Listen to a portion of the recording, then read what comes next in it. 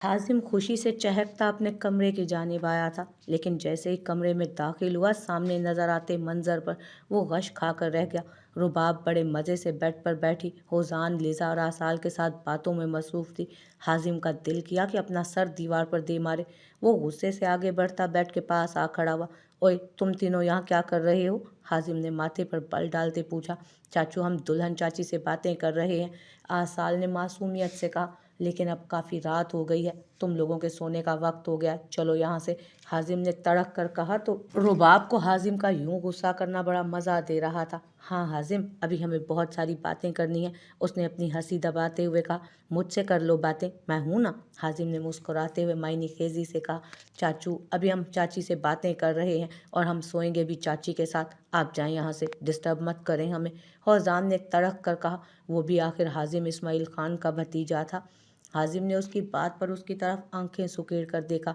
ओ hello मोटू, ये मेरा कमरा है, हाजिम ने मसनूई गुस्से से कहा। क्या हाजिम, बच्चे से बहस कर रहे हो? अगर तुम्हें नींद आ रही है तो जाकर किसी दूसरे कमरे में सो जाओ, रुबाब ने आंखों में शरारत लिए स्पाट लहजे में कहते बमुश्किल अपनी हंसी रोकी थी। हाजिम मुंह लटका कर पास पड़े सोफे पर बैठ गया। अभी कुछ ही देर हुई थी जब आयशा बच्चों को ढूंढते हुए हाजिम के कमरे में चली आई। हौजान, आसाल, तुम यहाँ क्या कर रहे हो? उन तीनों को रुबाब के साथ बातों में मगन देख आयशा गुस्से से बोली।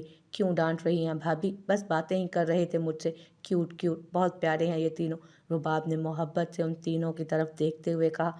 इन लोगों की बातें तो कभी खत्म नहीं होनी। चलो हौजान, आसाल, लिजा, आयशा ने तीनों की तरफ बढ़ते हुए कहा। रहने देना भाभी, मुझे अच्छा लग रहा है इनसे बातें करना, रुबाब ने हाजिम की तरफ देखते मायनी खेजी से कहा।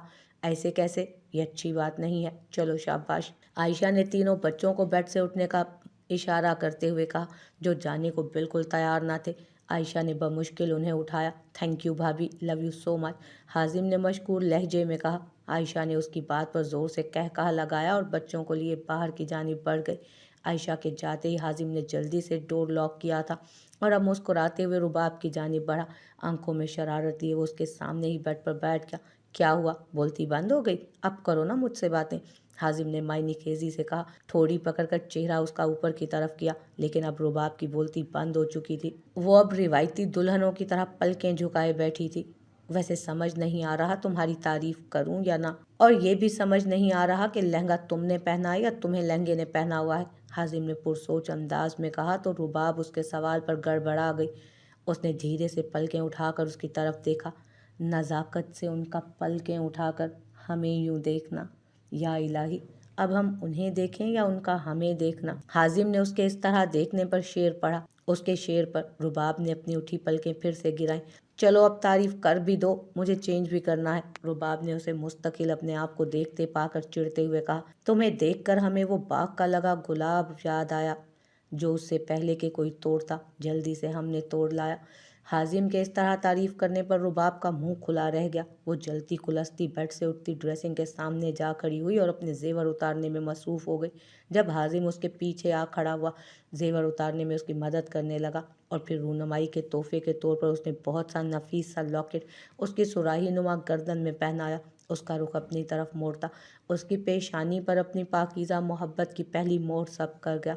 खिड़की से झांकते उस चौदहवीं के चांद ने भी उनके मिलन पर उन्हें मुबारकबाद दी थी, जिसे उन दोनों ने बहुत खुशी खुशी वसूल किया।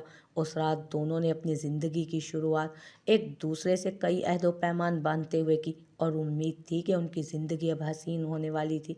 ज़ायान उसे लिए अपने सामने वाले फ्लैट में आ गया। वो रेंट पर रहता था। चूँकि उसे यहाँ रहते 5 साल हो गए थे तो आसपास रहने वालों से काफ़ी बातचीत भी थी। उस सामने वाले फ्लैट में उसकी एक आंटी रहती थी। उनका बेटा आउट ऑफ कंट्री रहता था और शोहर की डेथ हो चुकी थी, तो वो अकेली ही रहती थी। ज़ायान काफ़ी दफ़ा उनकी हेल्प कर चुका था। वो एक खुश मिजाज और मिलनसार औरत थी। वो रात के उस पहर उन्हें परेशान तो नहीं करना चाहता था, लेकिन उस वक्त उसके पास कोई और चारा भी ना था। उसने हाथ बढ़ाकर धीरे से दरवाज़ा बजाया। शायद वो जाग रही थी, इसलिए जल्द ही दरवाज़ा खुल गया था और सामने खड़े ज़ायान को देखकर वो शॉक्ड हुई थी। लेकिन जब उनकी नज़रें पहलू में खड़ी उस लड़की पर गईं तो उनकी हैरत की इंतहा न रही। सवालिया नज़रों से उन्होंने ज़ायान की तरफ देखा। आंटी, क्या हम बैठकर बात कर सकते हैं? ज़ायान जान चुका था वो क्या जानना चाहती हैं, इसलिए फ़ौरन बोला। लेकिन अंदर दाखिल होते ही उसने उस औरत से मैं नाहिल को रूम में भेजने का इशारा किया। वो उसके सामने बात नहीं करना चाहता था। वो औरत जायान की बात समझती उसे रूम में छोड़कर खुद लाउंज में आ गई। हाँ बेटा, ये कौन है और कहाँ से लाई हो इसे? जायान ने उन्हें शुरू से लेकर आखिर तक एक एक बात बताई, जिसे सुनकर उन्होंने काफ़ी ताज्जुब का इजहार किया। सॉरी बेटा, मैं इसे अपने पास रख तो लेती, लेकिन आज सुबह मुझे मेरे बेटे का फ़ोन आया। उसने मुझे अपने पास बुला लिया है यूके। आंटी, कोई बात नहीं, आप इट्स ओके। प्लीज़ आप सॉरी मत कहें, जायान ने मायूसी से कहा। बेटा एक काम करो। जी बोले। जायान ने तहम्मुल से कहा, इस बच्ची से निकाह कर लो। वैसे भी तुम पूरा दिन हॉस्पिटल में होते हो, ऐसे कैसे छोड़ोगे इसे? कहीं कहीं ऐसा ना हो वो लोग इस तक पहुंच जाए। तुम अगर इससे निकाह कर लो तो इसे मजबूत सहारा दे सकते हो। सामने बैठी उस 50 साला औरत ने दानिशमंदी से उसे मशवरा दिया। लेकिन आंटी, मैं पहले ही शादीशुदा हूँ और मैं नहीं जानता कि ये कौन है, जायान ने नफ़ी करते हुए कहा। लेकिन बेटा, अगर तुम इसकी जान बचाना चाहते हो तो इससे बेहतर कोई हल नहीं है। कल को अगर वो लोग यहाँ पहुँच भी जाते हैं तो तुम सोसाइटी को बता सकते हो ये तुम्हारी बीवी है। आंटी ने उसे फिर से समझाया था, क्योंकि वो एक जहाँ दीदा औरत थी और औरत की इज्जत और मुआशरे के नज़रिए को अच्छे से समझती भी थी। तो क्या आंटी, आपकी नज़र में यही बेहतरीन और आखिरी हल है? जायान ने बेबसी से सवाल किया। हाँ बेटा, आंटी ने मुस्कुराते हुए कहा। थैंक यू आंटी, मैं चलता हूँ। आज आप इसे यहीं रख लें, इंशाल्लाह कल फिर जो रब्बे करीम को मंजूर हुआ वो करेंगे। अल्लाह हाफिज। जायान उनका शुक्रिया अदा करता हुआ अलविदाई कलमात कहता वहाँ से निकलता चला गया और अपने फ्लैट पर आते ही उसे पहला ख्याल हाजिम और रुहाब की शादी पर ना जाने का आया। वो अपने बिस्तर पर गिरने के से अंदाज में लेटा और फिर पूरा दिन जो कुछ हुआ उस बारे में सोचता। नींद की वादियों में खो चुका था, लेकिन एक फैसला वो कर चुका था और अब उस पर अमल करना कैसा साबित हो सकता था ये तो वक्त ही बताने वाला था। बमुश्किल सबसे जान छुड़वाता वो मुस्कुराहट लबों पर सजाए हजारों अरमान दिल में लिए अपने कमरे में दाखिल हुआ और जिस चीज़ ने उसका इस्तकबाल किया था वो था घुप अंधेरा। पूरा कमरा तारीकी में डूबा हुआ था। ये देखकर उसे हैरत का शदीद झटका लगा। अपने कमरे के स्विच बोर्ड का अंदाज़ा तो था ही उसे, जो बेड की साइड वाली वॉल पर था। धीरे धीरे कदम उठाता वो स्विच बोर्ड की जानिब बढ़ा। पहुंचने ही वाला था जब कोई चीज़ ज़ोर से उसके पाँव में चुभी। चीज़ चूंकि नोकीली थी, उसके पाँव को ज़ख्मी कर चुकी थी तो वो अपना तवाज़ुन कायम रख नहीं पाया और औंधे मुँह ज़ोर से नीचे गिरा। जब किसी की ज़ोरदार चीख कमरे में बुलंद हुई, उसने जल्दी से रुहाब के मुंह पर हाथ रखा था और वो अंधेरे में आंखें फाड़े दानियाल को देखने की कोशिश कर रही थी। चुप हो जाओ, चिल्लाना नहीं, अब मैं हूँ दानियाल। दानियाल ने तड़क कर कहते उसके मुँह से हाथ हटाया। लेकिन तुम ये बिल्डोज़र की तरह मुझ पर क्यों गिरे हो? रूही ने भी उसी लहजे में पूछा। दानियाल उसकी बात का जवाब दिए बगैर फौरन से उठा और इस दफ़ा लड़खड़ाते हुए चलता स्विच बोर्ड तक पहुंचा। अगले ही लम्हे पूरा कमरा रोशनी में नहा चुका था और फिर जैसे ही दानियाल की नज़र ज़मीन पर पड़े उस इयररिंग पर गई, गुस्से से उसकी जानिब बढ़ा और झुककर उसे उठाता रुहाब की तरफ मुतवज्जो हुआ। ये देखें मैडम, ये सब आपकी लापरवाही की करम नवाजी है। दानियाल ने इयररिंग उसके आंखों के सामने लहराते हुए कहा, जिसे देखकर रुहाब अपनी लापरवाही पर शर्मिंदा हुई। ओह सॉरी, मुझे ख्याल करना चाहिए था, वो खफकी से बोली। It's okay. पहले ये बताओ कि ये तुम चेंज करके गधे घोड़े बेचकर इतनी जल्दी कैसे सो गए? मेरा इंतज़ार तो कर सकती थी ना? दानियाल ने खफा लहजे में कहा। आप खुद लेट आए हैं, आपकी गलती है, रुहाब ने लापरवाही से कहा तो दानियाल ने खफा नज़रों से उसे देखा और अलमारी की जानिब बढ़ गया। फर्स्ट एड बॉक्स हाथ में लिए सोफे पर बैठकर उसके दिए गए पहले और अजीम तोहफे की बैंडेज करने लगा। ये देखकर रूही को शर्मिंदगी ने आन घेरा। वो बेड से उतरती, धीरे धीरे कदम उठाती उसके पास ज़मीन पर बैठ गई। उसके हाथ से कॉटन लेकर खुद जख्म साफ करने लगी। दानियाल उसके ऐसा करने पर फ़ौरन उठ खड़ा हुआ। छोड़ो रुहाब, क्या कर रही हो? मैं खुद कर लूँगा। दानियाल ने उसके हाथ से कॉटन बड लेते हुए कहा।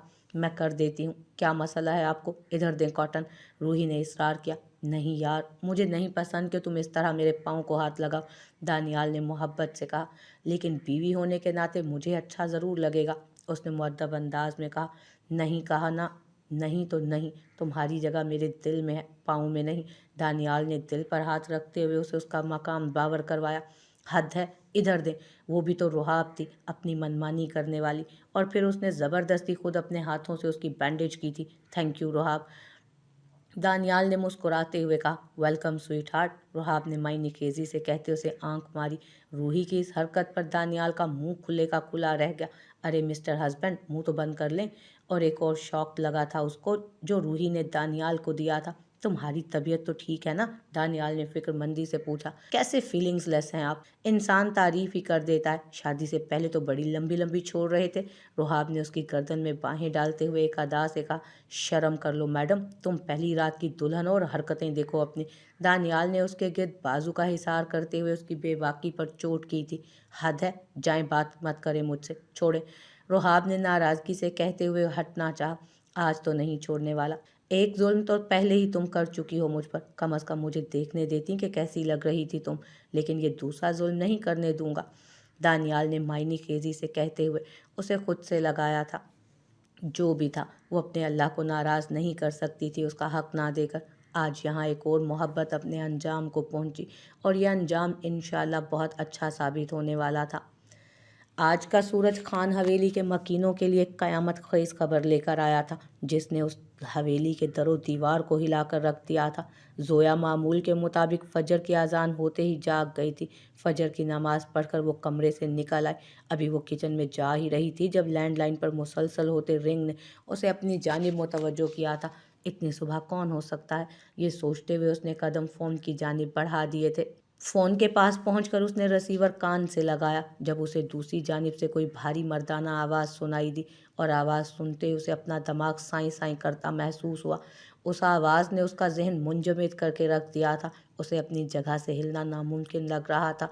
वो उसकी आवाज़ को भीड़ में भी पहचान सकती थी। उसने बेजान हाथों से रिसीवर वापस रखा और पास पड़े सोफे पर गिरने के से अंदाज में बैठती चली गई। आहिस्ता आहिस्ता सब कुछ उसके दिमाग की स्क्रीन पर चलने लगा। सब जख्म फिर से हरे हुए थे। उसकी आंखें भीगने लगी थी और अब ये अजियत, ये उसके लिए नाकाबिले बर्दाश्त थी। धीरे से उसके लबों ने कुछ बुड़बुड़ाया। क्यों ज़ायान, क्यों लौटे तुम? तुम्हें नहीं लौटना चाहिए था। तुमने कहा था कि तुम नहीं लौटोगे, तो आज क्यों वापस आ गए तुम?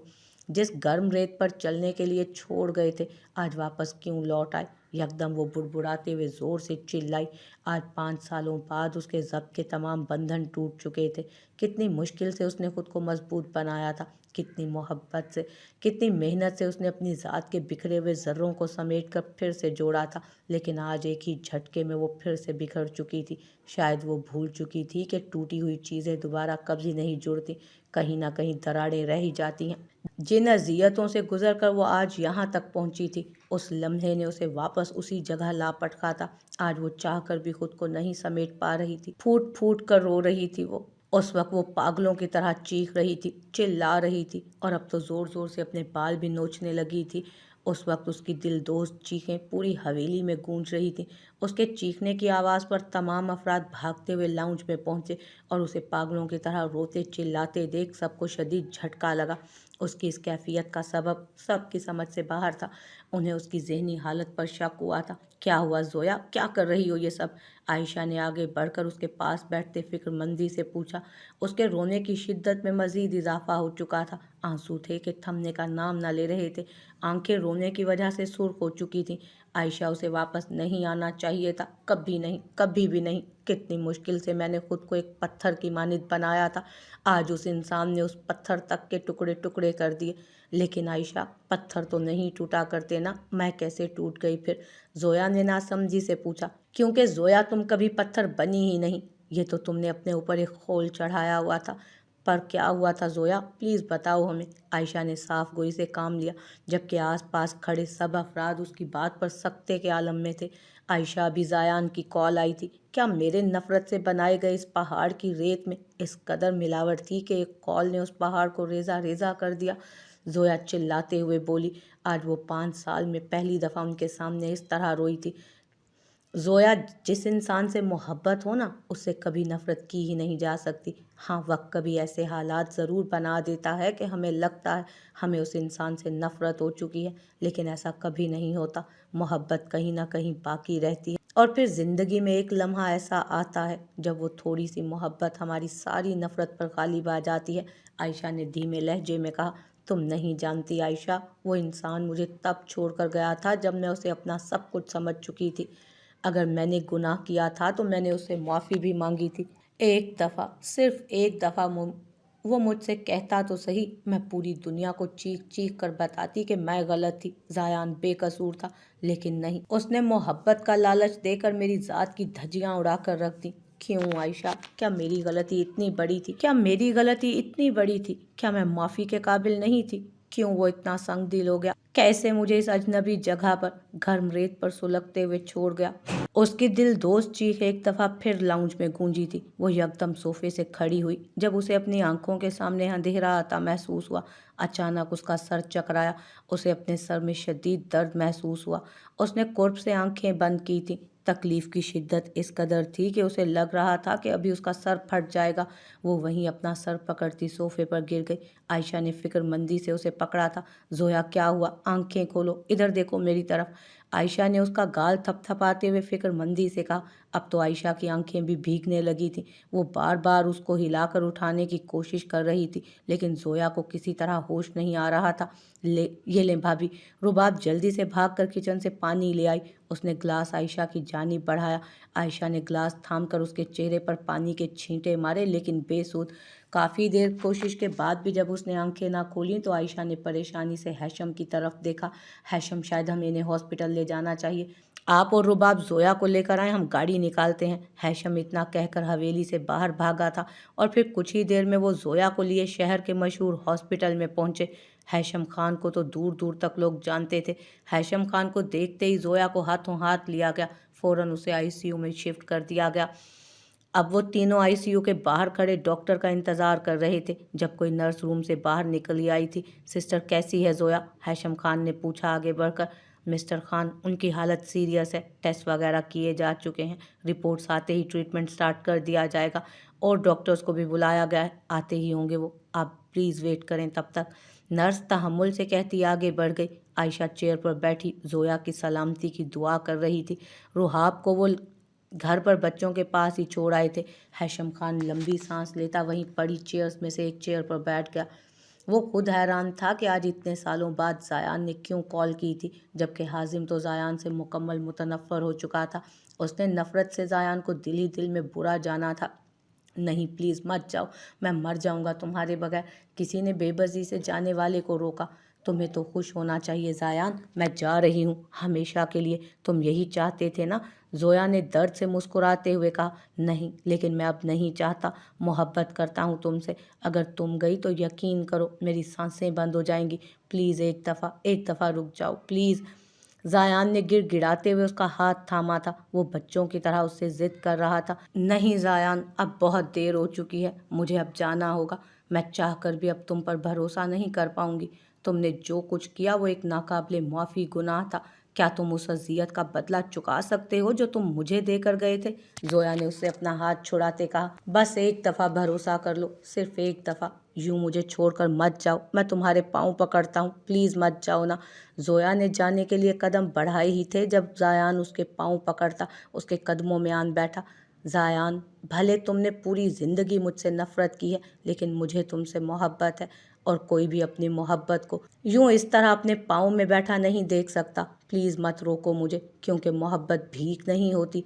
इस तरह करके मुझे शर्मिंदा मत करो, जोया ने इल्तजाइया लहजे में कहा। तो तुम मुझसे मोहब्बत करती हो ना? प्लीज़ रुक जाओ ना, क्यों नहीं मान लेती तुम मेरी बात? जायान ज़ोर से चिल्लाया। वो बेबसी की इंतहा पर था, चाहकर भी नहीं रोक पा रहा था उसे। जायान, मेरी रब से दुआ है कि तुम हमेशा खुश रहो। तुम्हें ज़िंदगी के इस सफ़र में इतनी खुशियाँ मिले कि तुम मुझे याद तक ना करो। मुझे देर हो रही है, जाना होगा मुझे, जोया ने मुस्कुराते हुए कहा। नहीं प्लीज़ जोया, नहीं, मैं ऐसे कैसे खुश रह सकता हूँ? अगर तुम्हें मुझे खुश देखना है तो मत जाओ, जायान ने बेबसी से कहा। सॉरी जायान, ज़िंदगी किसी के जाने से नहीं रुकती।